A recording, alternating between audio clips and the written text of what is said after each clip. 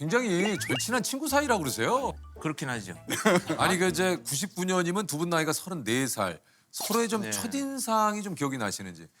이렇게 그 이제 과학수사계에서 제가 이제 근무를 하고 있는데 왔다 갔다 하는 거예요. 그 앞에 뭐 이 높은 사람들 계장 막 이런 사람들하고 차도 마시고 그래서 옆에 있는 동료한테 물어봤어요. 저는 누구냐 그랬더니 뭐 별로 영양가 없으니까 신경 쓰지 말라. 굳이 몰라도 된다. 우리가. 그러니까 중요 인물 아니다. 네. 중요 인물 아니니까. 그래서 나중에 알고 봤더니 경찰대학 교수인데 뭐 영국 가서 프로파일링을 공부했다고 해서 아 정말 쓸데없는 애구나. 왜냐하면 말이에요. 이 범죄자 잡는데 영어 하나도 필요 없고 무슨 영국에서 셜록 홈즈 막 이런 얘기하길래 아유 저도 이제 원대한 꿈을 꾸는 애구나. 이제 이런 정도였었죠. 그러니까 한마디로 좀 뜬구름 잡는 친구구나. 아, 맞아요. 네. 뜬구름 잡는 친구구나. 내 인생에 그렇게 큰 뭐 영향을 네. 미치거나 영향을 받을 사람 아니다. 지금도 그래서 별로 경쟁자라는 생각이 없어요. 그 좀 표창 교수님은 어떠셨어요? 첫인상이? 제가 처음에 딱 그 서울경찰청에서 권일용이라고 막 얘기를 하더라고요. 그래서 딱 봤는데 딱 저는 그때 떠오른 게 불독이에요. 불독. 네. 한 마리의 불독이 딱 있고 그 불독과 같은 뭔가 고집. 고집이 좀 세겠다. 예, 고집도 세고 좀 성격이 좀 더럽겠구나라는 이런 인상이 딱 느껴지면서 그동안 제가 성격이 더럽겠고. 예. 이 인상이 딱 느껴지는 거예요. 그래서 웬만하면 좀 피해야 되겠다. 그러니까 그게 첫인상이었어요. 첫인상은 두 분이 좀 공통적으로 서로 끈끈하게 맺고 이런 사이는 아니다라고 생각을 좀 하셨군요. 아니 근데 두 분이 그러다가 좀 이제 술 한 잔을 걸치면서 노래를 부르다가 급속도로 친해졌는데 이때 그 권 교수님이 표창원 그 교수님의 노래하는 거를 보고 노래 더럽게 못한다고 생각을. 더럽게가 아니에요. 그냥 이 사람은 노래를 하면 안 된다. 아 근데 웬만하면 그냥 이렇게 좋은 자리에서 노래를 못하더라도 그냥 박수 쳐주고 웃으면서 넘어갈 수 있는 거 아닙니까? 그 정도는 못했어요. 아니에요. 이 평가는 우리가 냉정해야 되거든요. 예. 어떤 노래를 하셨는데요 그때요? 모르겠어요. 근데 제가 들은 아주 최악의 노래들은 다 연습. 권 교수님은 노래 어떠셨습니까?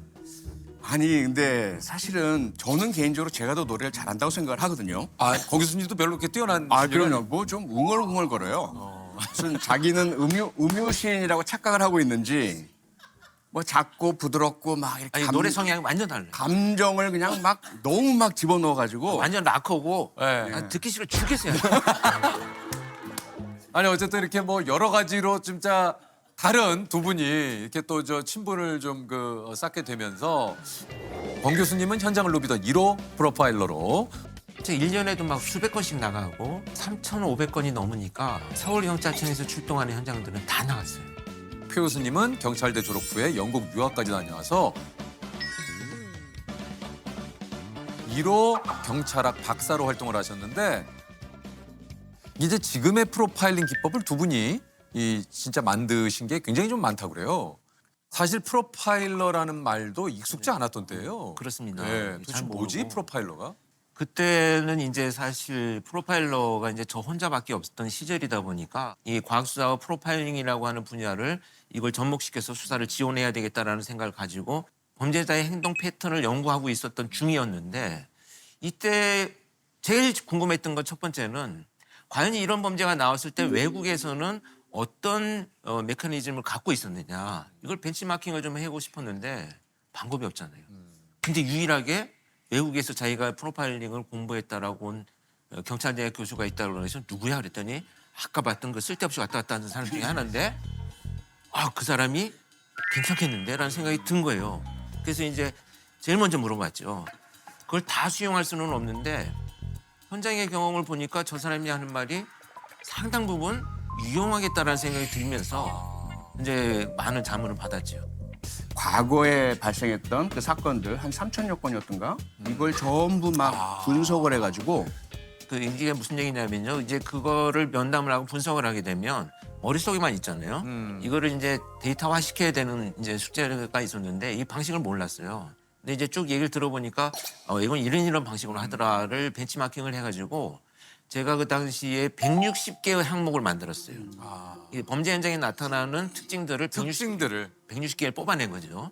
그러니까 범죄 행동 유형을 분석을 해놓으신 유형이죠. 거고. 그러니까 예를 들면 가해자의 특성. 침입의 방법, 뭐 부수고 들어왔느냐, 아하. 뭐 몰래 들어왔느냐 이런 항목들이죠. 그다음에 뭐 범죄 피해자를 공격할 때 범죄 현장에 있는 도구를 썼느냐, 가져왔느냐 이런 것들이 다 항목들입니다.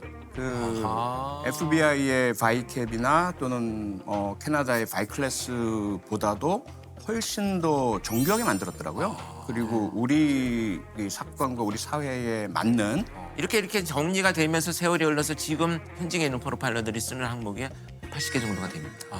정제되어 있던 거. 엄청난 작업이었던 거죠, 사실은. 그런 거죠. 가해자의 특성, 피해자의 특성, 사용한 범행 도구의 특성, 또 현장에서 행한 범죄 행동의 특성, 뭐 이런 각각 요소별로 분석을 해서 데이터베이스를 구축을 한 거죠. 방대한 대한민국형 프로파일링 데이터베이스가 구축이 된 겁니다. 그렇게 두 분이 이제 대한민국 초기 프로파일링 기반을 다지고 예리한 분석력과 현장 경험으로 30년 넘게 많은 사건을 해결하셨는데 두 분의 노하우가 합쳐져서 함께 해결한 첫 사건이 바로 유영철 정남규 사건이라고 합니다. 예. 무려 19명을 살해한 혐의로 경찰에 붙잡힌 34살 유모 씨는 둔기로 머리를 때리고 달아나던 37살 정모 씨가 경찰에 붙잡혔습니다. 어떤 사건이 발생을 하고 나서 문제가 됐던 건 기존에 벌어져 왔던 범죄자들의 범죄 패턴에서 완전히 벗어난 범죄가 나타난 거예요.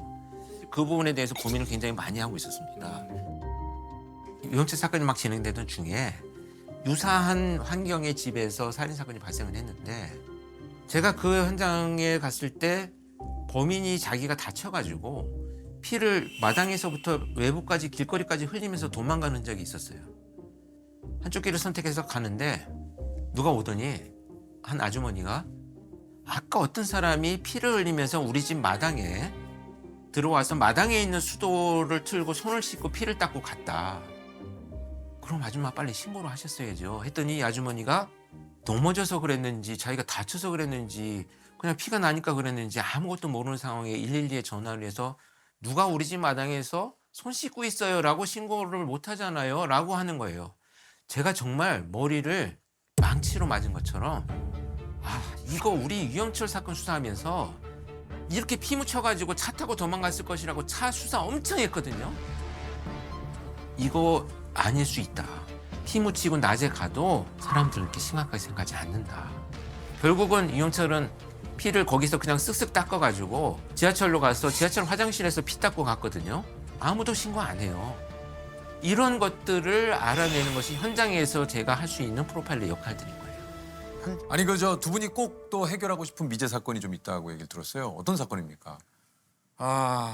참 그 생각만 하면 가슴이 막 아픈데요. 2010년 10월 달에 발생했던 전라남도 목포시 상동 그 네, 공원길에서 이제 원래 자기 아르바이트 시간도 안 있었어요. 이 피해자분이 대학생이셨는데 네네. 간호학과 귀가하시던 길에 이제 범인으로부터 공격을 당하고 아주 정말 좀 가혹하고 처참하게 이제 피살 당하고 그 시신이 그 수로변에 이렇게 유기됐던 사건이에요.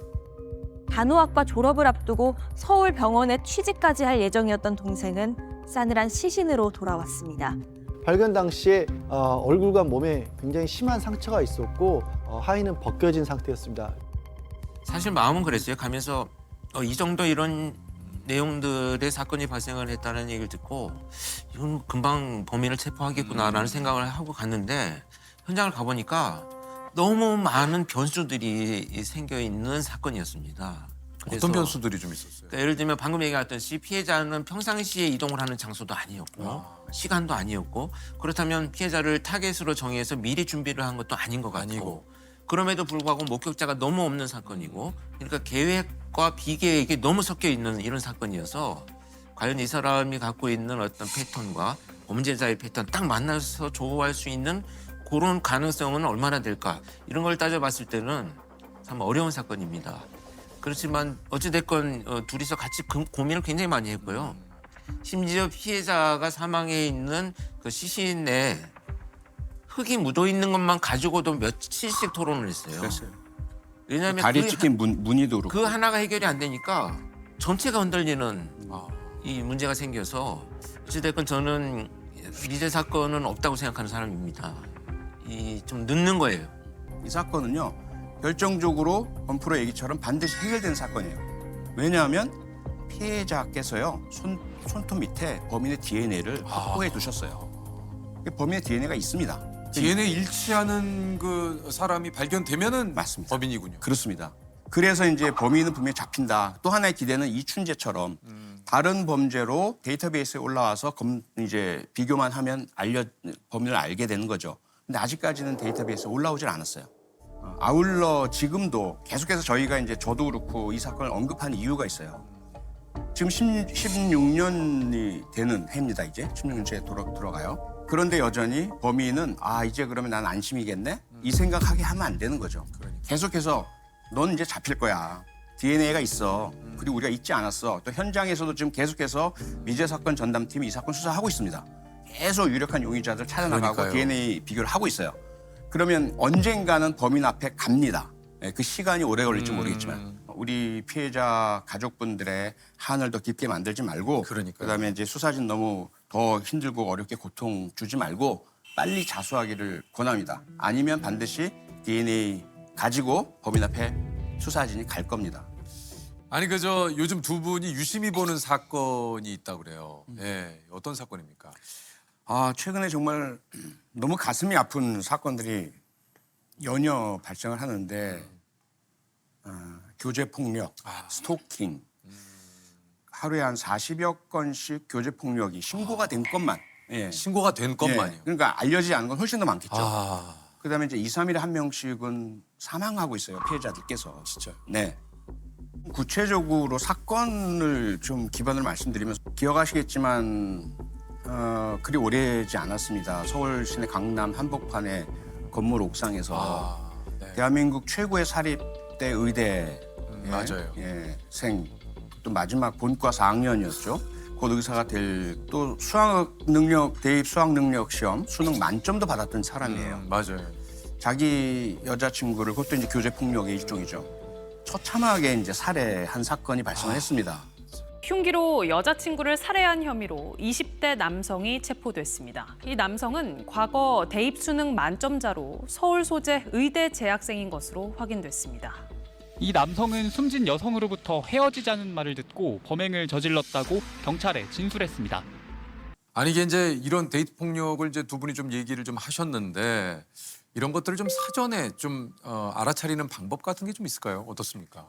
참 개개의 경우마다 다르긴 하죠. 근데 이제 사안이 워낙에 이제 다 이게 또 네. 다만 이제 제가 우리 아이들에게 이제 안전을 위해서 해줬던 말씀을 드리면 첫째, 내 핸드폰을 자꾸 보려고 하고 비밀번호를 알려고 하고 핸드폰에서 일어나는 것들을 자기가 꼭 알아야만 직성이 풀린다. 이건 맞아요. 무조건 헤어지셔야 됩니다. 맞아요. 그건 좀 아닌 것 같아요. 네, 예. 통제하려고 하고 그다음에 이제 둘째, 이야기를 할 때 뭐 협박성 말을 한다. 뭐 만약에 뭐 나를 떠나면 난 자기의 자해나 자살을 암시한다든지 가만 안 둘 거야라고 공격을 한다든지 이 협박을 하면서 하는 말은 언젠가는 반드시 실현하게 돼 있어요.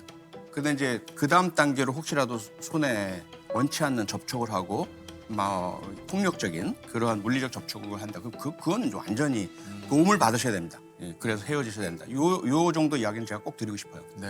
그래서 뭐 추가로 좀 말씀드리면 이 어떤 사회적 관계에서 생기는 스트레스가 있잖아요. 사람과의 관계도 있고 상황에 대한 관계도 있는데 이런 갈등이나 스트레스를 해소하는 방식을 잘 들여다봐야 됩니다.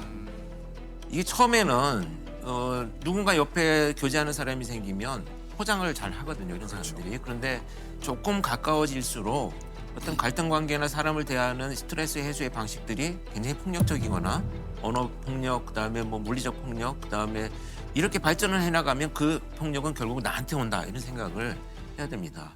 두 분은 좀 직업병 같은 거 없습니까? 어떻습니까? 이게 좀 아무래도 프로파일러시다 보니까 이렇게 좀 사안을 좀 의심의 시선으로 좀 바라본다든가. 후배들이 이제 결혼을 하는 후배들이 많이 생기기 시작을 하니까요. 집은 어디에 구했냐 그랬더니 못 구하고 있다는 거예요. 그래서 왜 집을 보러 가면 야 여기는 뭐 침입이 진짜 용이하고 그렇지. 여기는 이게 직업의 특성상 그런 걸 또 저쪽에서 침입할 때 여기는 이것 때문에 안 되고 뭐 이런 것만 뭐 찾고 있어요. 그래서 사실 이제 범죄와 관련되어서 모든 일상을 보는 것이 사실 뭐 이제 습관화된 거죠. 그러실 것 같아요. 예, 어쩔 수 없이 이게 직업의 특성상. 그래서 저는 이제 뭐 앞에서 이렇게 사람이 걸어오면요, 지금도 손부터 먼저 봅니다. 뭐 들고 있나? 손에 뭐 위험한 거 들고 있나? 이런 거부터 먼저 보이고요. 제가 그 축구 선수 오랫동안 축구 선수 한 유명한 분하고 같이 방송하는데 네. 그 안정환이가요. 뭐 그렇게 얘기할 거 처음부터 안정환 선수라고. 그러니까 둘 중에 아무거나 쓰시라니까. 예. 아, 둘 중 역시. 예. 프로 방송이냐. 이렇게 식당에서 밥을 먹다가 뭐 숯불 같은 걸 들고 뒤에서 누가 지나가잖아요. 어. 굉장히 놀래요. 뒤에서 누가 태클 거는 거를 늘 이게 신경이 쓰다 보니까. 어떠세요? 좀. 그러니까 이게 직업병이라는 게 본인은 잘 모르더라고요. 그래요. 근데 나중에 주변 사람들이 말을 해줘서 알게 되는데 저 같은 경우에 이제 특히 경찰대 교수 시절부터 길을 가다가 안 가는 거예요. 제가 운전을 하다가도 갑자기 서서히 서행하고 그러면 이제 아내나 이제 아이들이 왜 안 가냐고.